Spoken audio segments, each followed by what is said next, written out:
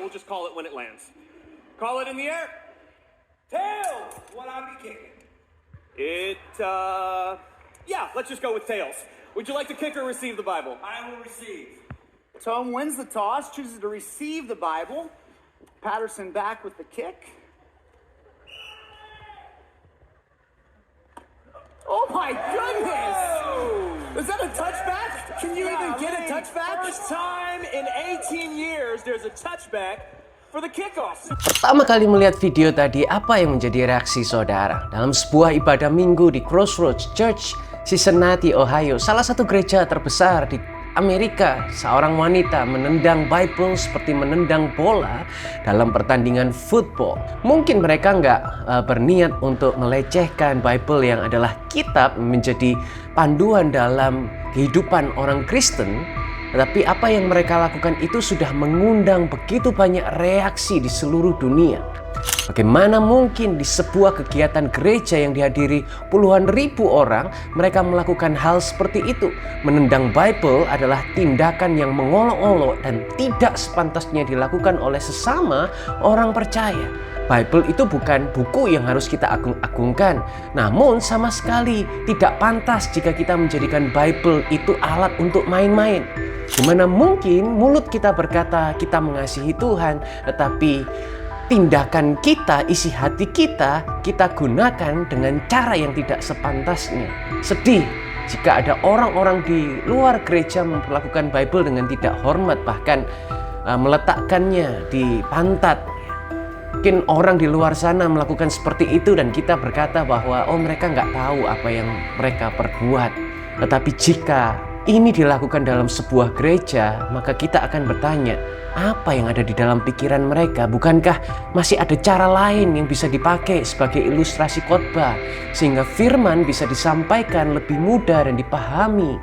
Atau hal ini dilakukan semata-mata karena ingin menunjukkan kalau gereja itu bukan hanya tempat yang formal di mana ibadah dengan khusyuk, tapi gereja juga harus fun. Gereja dipenuhi dengan entertainment, nggak kaku. Saya berkata bahwa boleh-boleh saja membuat gereja menjadi relatable, menarik, membuat orang mau datang, merasa nyaman dan rindu untuk beribadah lagi dan lagi di gereja kita. Tetapi satu hal yang disayangkan jika apa yang kita lakukan itu malah menjadi batu sandungan. Saya sama sekali nggak berniat untuk bergosip atau bicarakan gereja lain.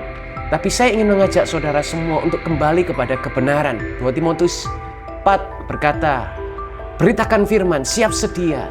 Tidak baik waktunya, nyatakanlah yang salah, tegurlah, nasihatilah dengan sabar dalam pengajaran, sebab waktunya akan tiba mereka nggak lagi dapat menerima pengajaran yang sehat. Sebaliknya, sesuai dengan keinginan mereka sendiri, mereka akan mengumpulkan para pengajar untuk menyenangkan telinganya saja. Apakah ini sebuah peringatan bagi kita bahwa di luar banyak orang-orang yang lebih mementingkan untuk menghibur orang yang datang ke gereja dibandingkan memberitakan Injil anugerah? Lebih penting menghibur jemaat dan memberikan apa yang mereka suka dibanding menceritakan tentang Yesus yang menjadi pusat dari gereja itu sendiri.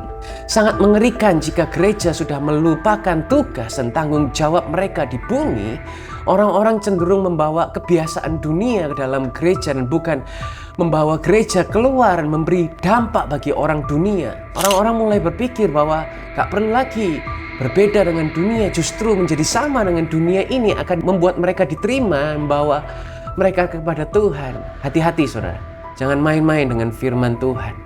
Roma 12:2, janganlah menjadi serupa dengan orang-orang di dunia ini, tapi biarlah kamu diubahkan oleh pembaharuan pikiranmu, agar kamu dapat mengenal kehendak Elohim yang baik, yang berkenan, dan yang sempurna. Ini waktunya bagi kita untuk saling mendoakan.